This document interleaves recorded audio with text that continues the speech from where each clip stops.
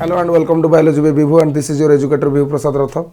In this video I am going to discuss about the permanent tissues of the plant. इससे पहले मैंने meristematic tissue के ऊपर भी वीडियो बनाया था, तो अगर आप उसके लिंक को देखना चाहते हो या फिर उस वीडियो को देखना चाहते हो तो उसके लिए आपको डिस्क्रिप्शन में जाना पड़ेगा। और हाँ, ये जो वीडियो सीरीज़ है ये बहुत ही इंपॉर्टेंट होने वाला है अगर आप किसी भी बायोलॉजिकल एंट्रेंस एग्जाम के लिए प्रिपेयर कर रहे हो, तो क्योंकि एनाटॉमी के ऊपर भी बहुत सारे क्वेश्चंस आते हैं।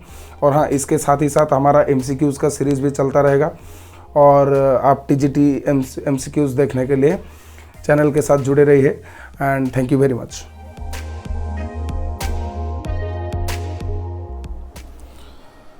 So today we are going to discuss about the permanent tissues. The previous video on plant anatomy was made on meristematic tissue. You can find the link in the description. So let's start the permanent tissues. What are the permanent tissues? देखिए, ये जो permanent tissue होता है ये असल में mature cells होते हैं जो कि ऑलमोस्ट ग्रोथ और डिफ्रेंसिएशन के स्टेज को पार कर चुके होते हैं। they are having the definite shape, size and function। उनका अगर हम देखें तो उनमें आप एक पर्टिकुलर शेप देख सकते हो, उनका एक पर्टिकुलर साइज देख सकते हो और उनका प्रॉपर फंक्शन आप देख सकते हो। They are further classified as simple and complex tissues. अगर हम देखें तो उनको हम फिर से सिंपल और कॉम्प्लेक्स टिश्यू में डिवाइड किए हैं। तो जो सिंपल टिश्यू होता है उसको हम सिंपल क्यों कहते हैं ना? They are composed of similar type of cells with common origin and function. अगर हम उनके केस में देखें तो वहाँ पर आपको सिमिलर टाइप ऑफ सेल्स देखने को मिलेगा जहाँ पर आपको उनका कॉमन ओरिजिन मिलेगा और कॉमन फंक्शन मिलेगा। They are further classified into 3 groups. Those are like parenchyma, then collenchyma, then sclerenchyma. But if we see the complex tissues, they are the group of more than one type of cells having common origin and working together as a unit। देखिए यहाँ पर sales का जो spelling थोड़ा mistake हुआ है, CELLS। Okay, सो ये क्या होता है, जो कॉम्प्लेक्स टिश्यू होता है ये असल में group of more than one type of cells होता है जहाँ पर इनका भी ओरिजिन कॉमन ही होता है और they work together as a unit. और ये लोग सारे मिलके एक यूनिट की तरह काम करते हैं। They are also further classified into 2 groups. Those are xylem and phloem. So let's start from the simple tissues like parenchyma. So their characters are like the parenchyma cells. They are mostly simple and unspecialized tissues concerned with a normal function of the plant. तो ये जो tissue होता है ये बहुत ही simple होता है और अनस्पेशलाइज्ड टिश्यू होता है जो कि कंसर्न होता है किसके साथ ना? Normal function of the plants. मतलब कि मोस्टली इनका जो फंक्शंस होता है वो वेजिटेटिव पार्ट में दिखाई देता है। Phylogenetically and ontogenetically they are the primitive tissue. देखिए ये इसी पॉइंट के ऊपर पर्टिकुलरली अभी अगर हम देखें तो यहाँ पर SSB में एक क्वेश्चन आ चुका है और नीट में भी आ चुका है। तो ये इस तरह का पॉइंट्स बहुत ही इम्पोर्टेंट हो जाता है उस एंट्रांस और उसी तरह के अगर हम कुछ एग्ज़ाम्स के बारे में देखें तो उन पॉइंट ऑफ व्यू से ये सारे पॉइंट्स जो होता है वो बहुत ही इम्पोर्टेंट हो जाता है। Thin walled cellulosic cells having intercellular spaces and having nucleus and cytoplasm connected through plasmodesmata. देखिए यहाँ पर अगर आप पिक्चर में देखो तो A और B से अगर हम पॉइंटेड करके देखें तो यहाँ पर आपको इंटरसेलुलर स्पेसेस दिखाया गया है। ये जो इंटरसेलुलर स्पेसेस होता है ये असल में थिन वॉल्ड जो सेलुलोजिक सेल होता है उनके अंदर हम देख सकते हैं। और यहाँ पर ये जो सेल टू सेल कनेक्शन होता है वो प्लाज्मोडेस्माटा के जरिए एस्टेब्लिश होता है। अगर हम जो पैरेन्काइमा होता है उसका अगर हम शेप के बारे में देखें तो शेप आप विभिन्न तरह के देख सकते हो, जैसे कि स्पेरिकल, ओवल, देन स्टिलेट और लॉन्ग स्पिंडल लाइक शेप आप देख सकते हो। Then they are found in epidermis, cortex, pith, pericycle, mesophyll of the leaves, pulp of fruits, endosperm and in meristematic tissues।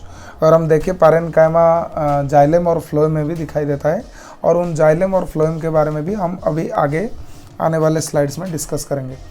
तो पैरेन्काइमा का अगर हम फंक्शंस देखें तो यहाँ पर इनका कुछ फंक्शंस दिया गया है, जैसे कि स्टोरेज ऑफ रिजर्व फूड हो गया, then storage of water in succulents हो गया, देन बावनसी हो गया। जो बावनसी होता है उसका मतलब क्या है ना, अगर हम देखते हैं कि जैसे कि जो आप देखोगे अगर फ्री फ्लोटिंग हाइड्रोफाइट्स के बारे में, तो वो लोग पानी में तैरते हैं, तो वो किस तरह से तैरते हैं, वो जो प्रॉपर्टी है उसको हम बावनसी कहते हैं। And gaseous exchange in water plants then help to maintain the shape of the plant body, then they give rise to the secondary meristem, then they perform all vital function of the plants. So these are all the points regarding parenchyma. Then collenchyma. Collenchyma, they are also living cells. They are also containing protoplasm, but the cell wall show localized thickening due to the presence of approximately 45% of the pectin. यहाँ पर अगर आप picture में देखो तो let me mark this areas first.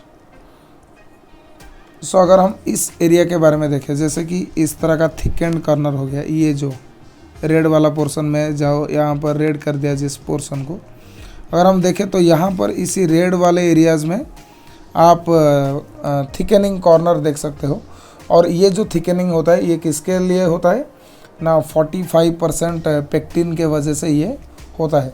Then यहाँ पर 35% हम हेमी सेलुलोज को भी देख सकते हो, और फिर 20% सेलुलोज को भी देख सकते हैं। The presence of cellulose and pectin causes high water absorption and cells possess simple pits. अगर हम देखें तो यहाँ पर सेल टू सेल आप ये जो वाल के अंदर आप पीट्स देख सकते हो। पीट्स मतलब वो जो थोड़ा छिद्र जैसा होता है, hole. Then the tissue is plastic and can be expandable which gives a tensile strength to the plants. देखिए ये जो टिश्यूज़ होते हैं ये बहुत ही, इनका प्लास्टिसिटी बहुत ज़्यादा होता है, मतलब कि ये लोग एक्सपांडेबल हो सकते हैं, इनका इलास्टिसिटी रहता है जो कि प्लांट को एक टेंसाइल स्ट्रेंथ प्रोवाइड करता है जब प्लांट किसी स्ट्रेस में हो, या यानी कि विंड स्ट्रेस या फिर साइक्लोन स्ट्रेस, तो वहाँ पर ये प्लांट को टेंसाइल स्ट्रेंथ प्रोवाइड करता है। Generally the cells are elongated due to their origin from elongated procambium with oblique end wall. तो अगर हम यहाँ पर सेल्स के बारे में देखें तो इनका जो सेल्स होता है ये बहुत ही एलोंगेटेड होता है। Then they are found in hypodermis of dicot stems like cucurbita, helianthus, then leaves, and they play a vital role in support of the young dicot stems. Then they are usually present at the margin of some leaves and resist tearing effect of the wind. अगर हम देखें कभी कभार जो cyclone होता है या फिर साइक्लोन की तरह ही कुछ चीज़ें होता है, तो वहाँ पर क्या होता है ना, बहुत ही भारी मात्रा में विंड का जो क्या होता है, विंड ब्लो करता है, तो वहाँ पर उसका प्रभाव से खुद को बचाने के लिए भी कोलेनकाइमा का डिपोजिशन हम देख सकते हैं जो लीफ के एजेस में पाया जाता है।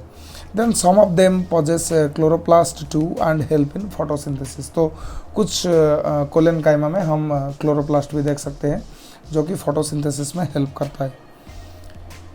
फिर आता है sclerenchyma and they are consist of thick walled dead cells. देखिए ये जो सेल होते हैं ये कम्प्लीटली डेड सेल्स होते हैं। क्यों?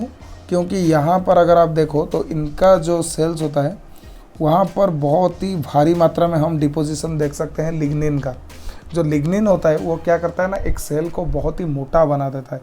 जब वो उसको मोटा कर देता है तो वहाँ पर आप देखोगे कि सेल के अंदर से कुछ बाहर नहीं आ सकेगा या फिर बाहर से कुछ अंदर नहीं जा सकेगा, तो इसीलिए उसका जो प्रोटोप्लाज्म होता है वो धीरे धीरे डैमेज कर जाता है। इसी के तहत ये जो स्क्लेरेनकाइमा सेल्स होते हैं ये डेड हो जाते हैं।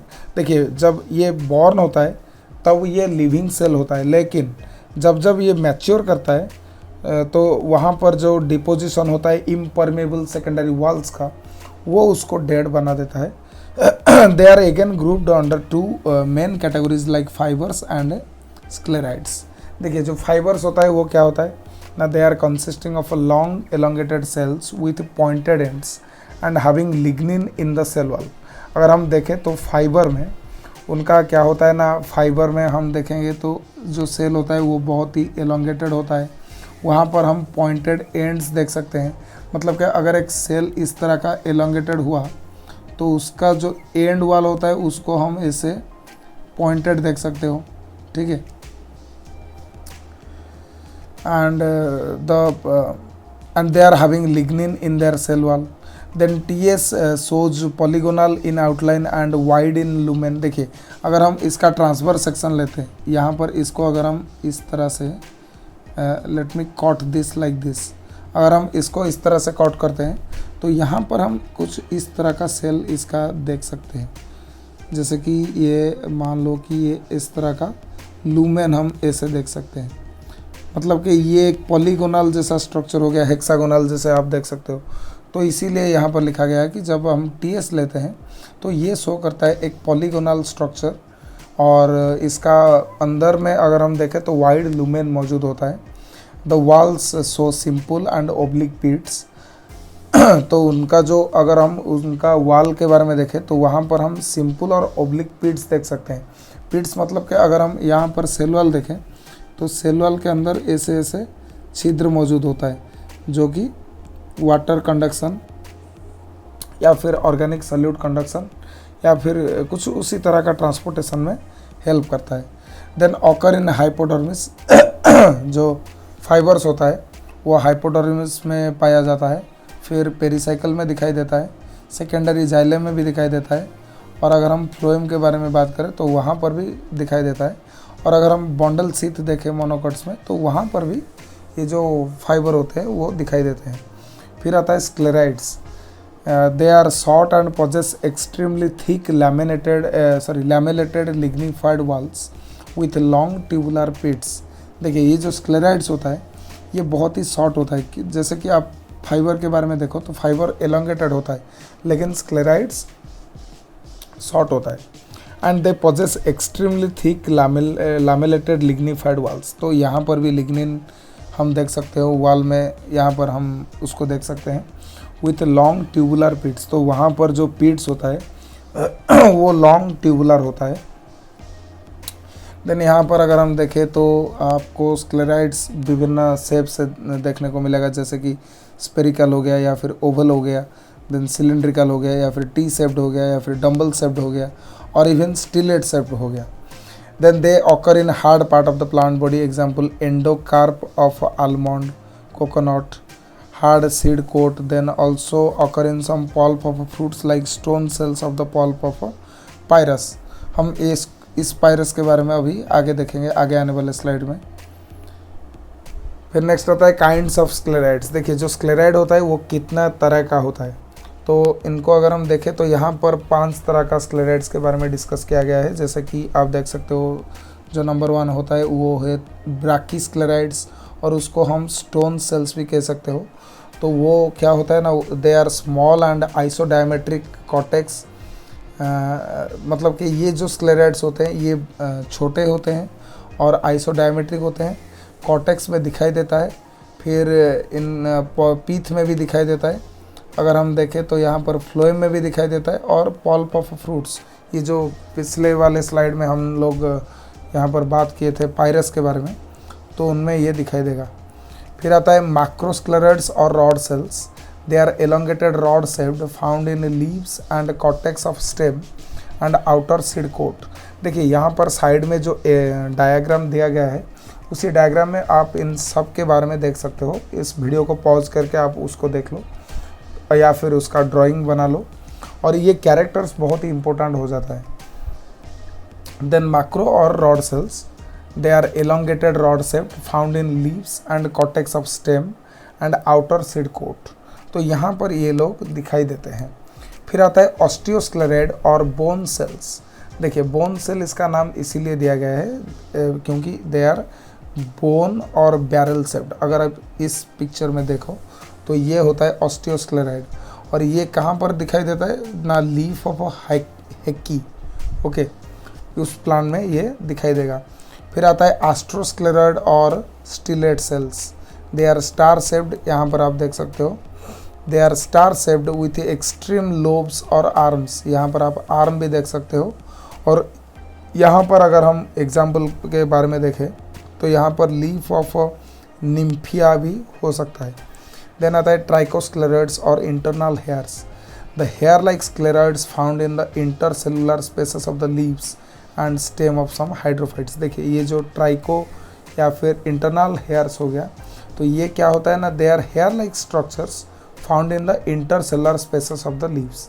ये जो लीफ होता है वहाँ पर ये दिखाई देता है, या फिर स्टेम में भी दिखाई देता है कुछ हाइड्रोफाइट्स में, और इनको हम ट्राइकोम्स भी कहते हैं। तो इसी के साथ ये जो स्क्लेराइड के बारे में ख़त्म होता है। फिर आता है कॉम्प्लेक्स टिश्यू। अगर हम कॉम्प्लेक्स टिश्यू के बारे में देखें तो they are the group of more than one type of cells having common origin and working together as a unit. देखिए ये जो जाइलेम हो गया या फिर फ्लोएम हो गया, मतलब कि जो कॉम्प्लेक्स टिश्यू है उनको अगर हम देखें तो उनका जो ओरिजिन होता है वो बहुत ही कॉमन ओरिजिन होता है, लेकिन उसके बाद अगर इनका डिफ्रेंसिएशन हो जाता है तब भी ये लोग एक साथ काम करेंगे, इसीलिए यहाँ पर लिखा गया है कि working together as a unit. Then they are togetherly known as vascular bundles. अगर हम इनको इंडिविजुअली देखें तो यहाँ पर जाइलेम भी दिखाई देता है, फ्लोएम भी दिखाई देता है। Xylem was introduced by Nageli in 1852 and it is meant for the water and inorganic solute conduction। अगर हम देखें तो जो जाइलेम होता है उसका मेन फंक्शन होता है वाटर को कंडक्ट करना, या फिर इनऑर्गेनिक मिनरल या फिर सॉल्यूट्स को कंडक्शन में हेल्प करना। और जो जाइलेम होता है इसका जो टर्म है, ये टर्म इंट्रोड्यूस किया गया था 1858 में नागेली के द्वारा। फिर आता है phloem, that is the chief conducting tissue responsible for translocation of organic solutes। देखिए यहाँ पर अगर हम जाइलेम के बारे में देखें तो उसका भी 4 तरह का डिफ्रेंसिएशन आप देख सकते हो, जैसे कि ट्राइकिड्स, देन वेसल्स, फाइबर्स, पारेन्काइमा। देन अगर हम फ्लोएम के बारे में बात करें तो वहाँ पर भी आप देख सकते हो sieve elements, companion cells, fibres and parenchyma. Then सबसे पहले हम जाइलेम ट्रैकिड्स के बारे में बात करें तो वो जो ट्रैकिड्स होता है वो एलोंगेटेड ट्यूबुलर डेड सेल्स को लेकर बनवाया जाता है, और यहाँ पर आप टैपरिंग एंड्स देख सकते हो। इस तरह का एंड को हम टैपरिंग एंड कहेंगे। The walls are lignified and hard. जो इसका जो सेल वॉल होता है वो बहुत ही लिग्निफाइड होता है, मतलब कि वहाँ पर लिग्निन का डिपोजिशन बहुत ही ज़्यादा है। And they are also hard but not much thick and enclose a wide empty lumen. देखिए ये लोग इतना भी थिक नहीं होते हैं कि ये एक लुमेन को हाइड कर दे। So and they enclose a wide empty lumen. तो ये लोग एक लुमेन को हाइड करके रखते हैं। The tracheids of primary xylem develop from procambium whereas the secondary xylem develop from the vascular cambium. अगर हम देखें तो यहाँ पर अगर हम ट्रैकिड के ओरिजिन के बारे में बात करें, ट्रैकिड के अगर हम ओरिजिन के बारे में बात करें तो अगर हम प्राइमरी जाइलेम के बारे में देखें तो वहाँ से वो प्रोकैम्बियम से डेवलप करेगा, और अगर हम सेकेंडरी जाइलेम के बारे में देखें तो वहाँ पर ये डेवलप करेगा भास्कुलर कैम्बियम से। At maturity they become dead due to the deposition of a lignin. जब यहाँ पर बार बार लिग्निन का डिपोजिशन होगा तो तब ये मैच्योर होके डेथ हो जाएगा इनका। 2 type of pits are found, those are like simple and bordered. देखिए यहाँ पर इस पिक्चर में आप देख सकते हो सिंपल और बॉर्डर्ड के बारे में बताया गया है। जो सिंपल पीट होता है वो बस ऐसे ही होता है, ऐसे ही होल होता है, लेकिन अगर हम यहाँ पर बॉर्डर्ड पीट के बारे में बात करें तो वहाँ पर एक छोटा सा बॉर्डर दिखाई देता है, जैसे कि इस तरह का पिक्चर आप देख सकते हो। Then water and mineral conduction and mechanical support providing are the main function और essential function for the xylem tracheids. Then xylem vessel. They are long tube consisting of a series of drum-shaped cells placed one above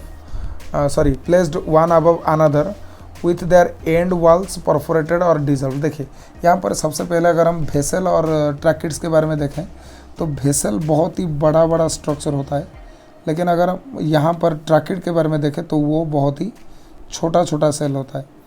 तो ये जो vessel होता है ये क्या करता है, नहीं इसका जो सरफेस एरिया या फिर आप अगर यहाँ पर एरिया का अवेलेबिलिटी देखो तो ये बहुत ही ज़्यादा हो जाता है। And they are long tube consisting of a series of drum shaped cells placed one above the other. देखिए यहाँ पर आप पिक्चर में भी देख सकते हो, एक के ऊपर एक है। The vessels are thus syncytia, that means they formed by the fusion of cells. देखिए यहाँ पर जो सेल टू सेल कनेक्शन होगा वो सिंसिट्स टाइप होगा। सिंसिट्स टाइप मतलब कि यहाँ पर जो एक सेल से दूसरा सेल है उसका जो एंड होता है वो फ्यूजन हो जाएगा। appearance vary from circular, oval or sometimes polygonal with a very wide lumen. Then देखिए इनका जो अगर हम appearance के बारे में देखें तो इनका appearance सर्कुलर या फिर ओवल या फिर पॉलीगोनल से कुछ से वैरी करेगा. Then vessels of a primary xylem develop from procambium, whereas the vessels of the secondary xylem develop from the vascular cambium. Their pits also may be simple or border type, and the functions include mechanical support and water and mineral translocation. Then xylem fibre and parenchyma. अगर हम xylem के देखें तो वहाँ पर fibre कैसे produce होता है ना. They develop from the meristematic tissue. They have lignified secondary walls with narrow cell lumens and they usually longer than tracheids of the same plant. देखिए अगर हम जाइलेम फाइबर के बारे में देखें तो वहाँ पर ये जो फाइबर हो जाता है ये ट्रैकिड से भी लंबा हो जाता है उसी सेम प्लांट में. और अगर हम देखें तो यहाँ पर भी लिग्निन का डिपोजिशन दिखाई देता है नैरो सेल लुमेन में. और जो फाइबर होता है दे डेवलप फ्रॉम मेरिस्टेमेटिक टिश्यू, और ये मेरिस्टेमेटिक टिश्यू से डेवलप करता है. लेकिन वहीं पे अगर हम पैरेन्काइमा के बारे में देखें तो जो जाइलेम पैरेन्काइमा होता है this is the only living cell present in the component of the xylem both in the primary and secondary xylem.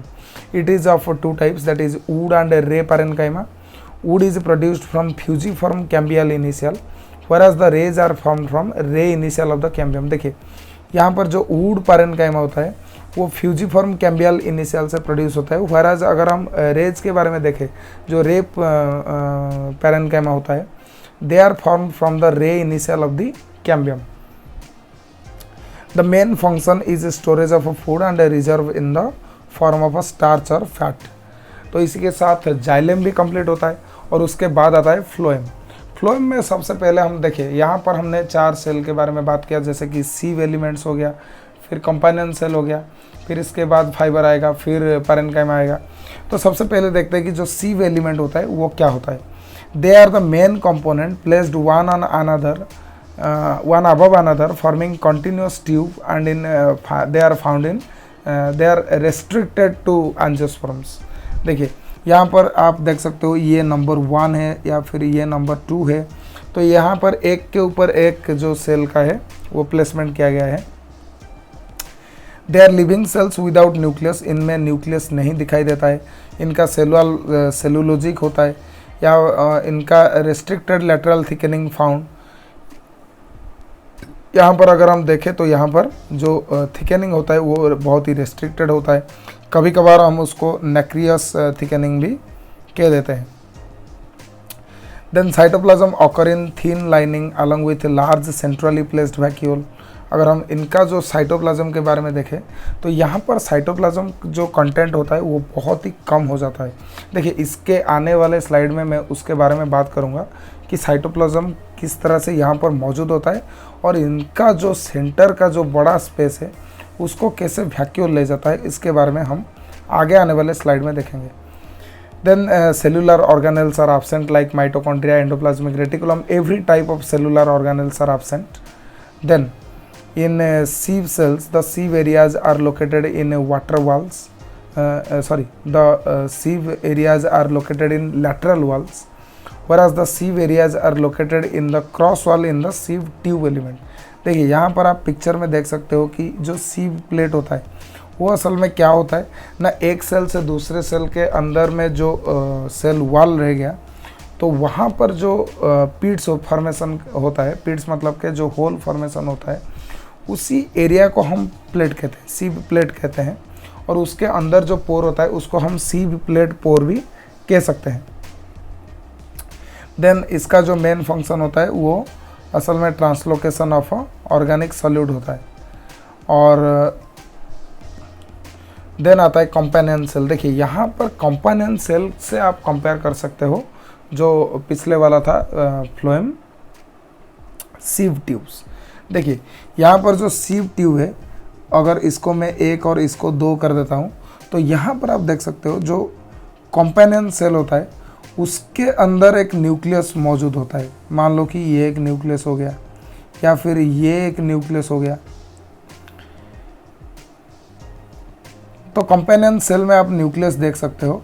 लेकिन अगर हम सीव ट्यूब के बारे में देखें तो वहाँ पर आपको न्यूक्लियस देखने को नहीं मिलेगा और इसके अंदर एक लार्ज वैक्यूल आपको देखने को मिलेगा। देखिए ये स्पेस यहाँ पर वैक्यूल है और ये स्पेस यहाँ पर वैक्यूल है, तो आप कंपेयर कर लो कि वैक्यूल का जो साइज़ है वो किस में बहुत ही बड़ा होगा।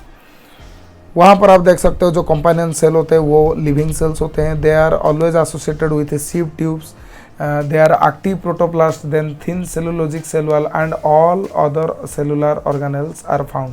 देखिए यहाँ पर फ्लोएम में अगर हम देखें तो सभी तरह का जो सेलुलर ऑर्गेनेल होता है वो दिखाई देता है। फिर इनका जो सेलुलोजिक वॉल होता है वो बहुत ही थीन होता है और इनके अंदर एक्टिव प्रोटोप्लास्ट आप देख सकते हो। इनका ध्यान रख लो, जो कंपाइनेंट सेल होता है इसका न्यूक्लियस बहुत ही इंपॉर्टेंट हो जाता है, क्योंकि वही सारा का सारा फंक्शन प्रोड्यूस करता है या फिर मैनेज करता है जो कि सीव ट्यूब अपना परफॉर्म कर रहा है। तो सीव ट्यूब इसीलिए इस तरह का सेल को हम कंपाइनेंट सेल कहते हैं, क्योंकि ये लोग कंपनी प्रोवाइड कर रहे हैं किसको, जो हमारा ये जो सीव ट्यूब हो गया उसको ये लोग मतलब कि कंपनी दे रहे हैं। The common walls between sieve cells and the companion cells show presence of a fine pits and are connected always by plasmodesmata. अगर हम देखें तो यहाँ पर जो सेल हो गया या मान लो कि सीव सेल हो गया या फिर कंपाइनेंट सेल हो गया, तो उनके अंदर जो कनेक्शन होता है वो बहुत ही फाइन पीड्स के सहायता से होता है और यहाँ पर उनका जो कनेक्शन होता है उस तरह का कनेक्शन को हम प्लाज्मोडेस्माटा कनेक्शन कहते हैं। Then companion cells are absent in pteridophytes and gymnosperm. अगर हम टेरिडोफाइट और जिम्नोस्पर्म के बारे में देखें तो वहाँ पर कंपाइनेंट सेल आपको देखने को नहीं मिलेगा। इसीलिए जब आपको कंपाइनेंट सेल ही देखने को नहीं मिलेगा तो वहाँ पर आपको जो फ्लोएम सीव ट्यूब भी आपको देखने को नहीं मिलेगा। They are the reason behind survival of a sieve tube. देखिए सीव ट्यूब जो आज जिंदा है तो उसका जो 100% क्रेडिट हम कंपाइनेंट सेल्स को दे सकते हो। Next, phloem parenchyma. They are the living cells of the phloem and they are elongated with a rounded ends and they possesses cellulosic cell wall। आप इस पिक्चर में भी देख सकते हो। then they store reserve food in form of starch and fats। they are absent in monocot and in some dicots, but these parenchyma are definitely present in case of bryophyta, pteridophyta या फिर gymnosperm मान लो, तो वहाँ पर आपको phloem parenchyma देखने को मिलेगा।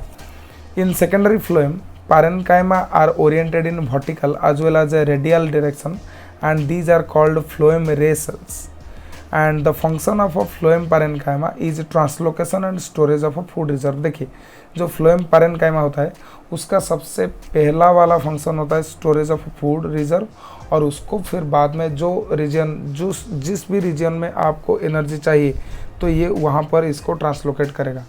तो मान लो कि अगर ये एक प्लांट हो गया तो इस प्लांट के अगर यहाँ पर फोटोसिंथेसिस कर रहा है तो यहाँ से नीचे आने के लिए और नीचे से ऊपर जाने के लिए दोनों ही तरफ आप फ्लोएम को देख सकते हो। देखिए इसीलिए जाइलेम का जो डायरेक्शन कहा जाता है तो जाइलेम को यूनि डायरेक्शनल कहा जाता है, लेकिन फ्लोएम को हम बाई डायरेक्शनल या फिर मल्टी डायरेक्शनल कह सकते हैं। Then phloem fiber, this one is the last in the permanent tissue system। देन हम जो वास्कुलर बंडल होता है उसका टाइप के बारे में डिस्कस करेंगे, जैसे कि एक्सार्क, एंडार्क, उस तरह का कंडीशन के बारे में हम डिस्कस करेंगे, तो उसको हम टाइप ऑफ वास्कुलर बंडल में इंक्लूड कर देंगे। तो यहाँ पर फ्लोएम में सबसे पहले आता है fibre. They are also called bast fibre and they mostly occur in secondary phloem.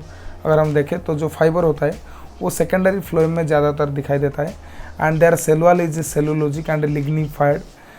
They are elongated cells with simple pits. देखिए यहाँ पर आपको भी एलोंगेटेड सेल्स देखने को मिलेगा फाइबर में, और यहाँ पर आपको सिंपल पिट्स देखने को मिलेगा and they are like needle like pointed. The fibres are also needle like pointed. Then non living cells provide mechanical support. अगर हम यहाँ पर देखें तो ये भी मैकेनिकल सपोर्ट प्रोवाइड कर रहा है। और अगर यहाँ पर हम एग्जाम्पल के बारे में देखें तो एग्जाम्पल में हम जूट फाइबर को इंक्लूड कर सकते हैं। तो इसी के साथ अगर हम देखें तो यहाँ पर जो परमानेंट टिश्यूज़ होते हैं उनका टाइपिफिकेशन ख़त्म होता है। यहाँ पर हमने सिंपल टिश्यू के बारे में बात कर लिया या फिर कॉम्प्लेक्स टिश्यू के बारे में बात कर लिया। तो I hope you understand these type of things very clearly, and if you have any doubt regarding this topic then do comment below in the comment section। अगर आपको इसके बारे में कोई भी डाउट नहीं है और अगर आपको वीडियो अच्छा लगा तो आप लाइक कीजिए और वीडियो को शेयर कीजिए और चैनल को सब्सक्राइब कीजिए। Thank you very much.